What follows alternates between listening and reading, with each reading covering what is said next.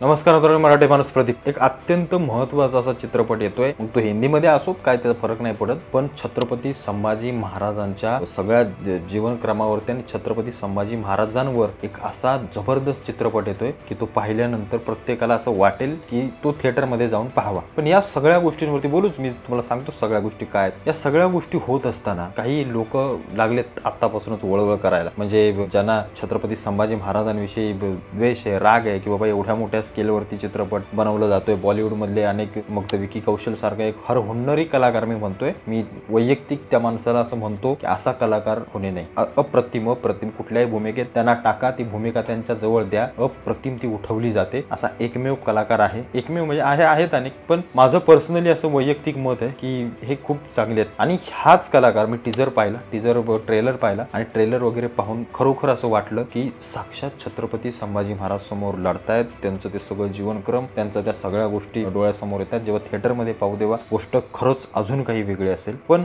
का एवढा वेळ लागला छत्रपती संभाजी महाराजांवरती एका मोठ्या याच्यावरती?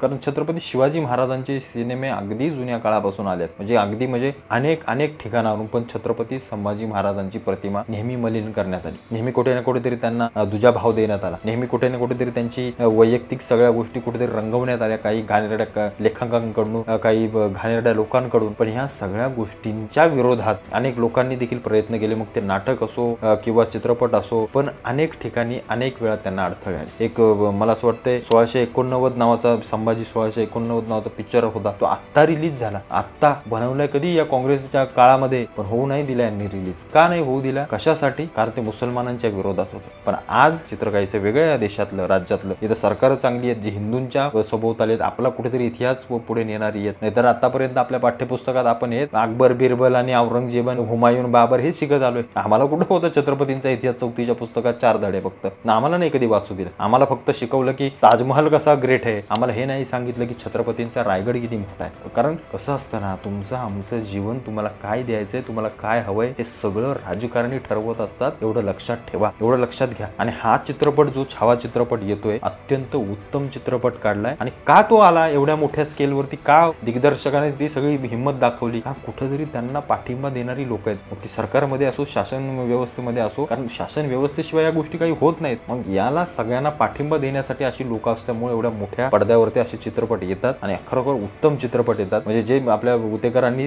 जो काही चित्रपट रंगवलाय, जे काही चित्रीकरण केले, अप्रतिम आहे. आता अनेक जण म्हणतील की मराठीमधले कलाकार, पण तुम्ही एक गोष्ट लक्षात घ्या, मराठीमध्ये किती कलाकार येतो जे असे एनर्जेटिक आहेत. म्हणजे आतापर्यंत आमचे चित्रपट भावनिकच असतात, नेहमी फॅमिली विषयी, कौटुंबिक पिक्चर, जिथं आपले कलाकार ही तसेच आहेत. म्हणजे असा एखादा एनर्जेटिक कलाकार जो अशा भूमिकांना साजेसं काम करेल, म्हणजे अगदी मला असं वाटतं गश्मीर महाजनींनी काम केलं होतं, ते देखील उत्तम होतं. त्याला काही आपण नाव ठेवण्यासारखं नाहीये. ते चिन्मय मांडलेकरांनी पण अनेक चित्रपट केले, पण ते नंतर माती खाल्ली त्यांनी. त्या सगळ्या ते काय त्यांच्या पोराचं नाव ठेवण्यात ते कसले कलाकार नको. पण आता जे विकी कौशलांनी काम केलंय ते अप्रतिम. म्हणजे जे संभाजी महाराज जसे होते तसेच दिसतायत, हुबेहूब वाटतायत. हे साकारणं देखील फार मोठी भूमिका असते किंवा फार मोठं काम असतं. आपण एखाद्या ऐतिहासिक, मला असं वाटतं एका कारकिर्दीची आपण जेव्हा भूमिका करत असतो, तेव्हा त्या भूमिकेची जबाबदारी देखील तेवढी महत्वाची असते. त्याच्यामुळं विरोध होतील, अनेक ठिकाणाहून होतील, तिथं चोपून काढा, कोणाच्याही बापाला घाबरू नका. आणि हा चित्रपट संपूर्ण देशाला नव्हे, संपूर्ण जगाला समजलं पाहिजे की छत्रपती संभाजी महाराजांची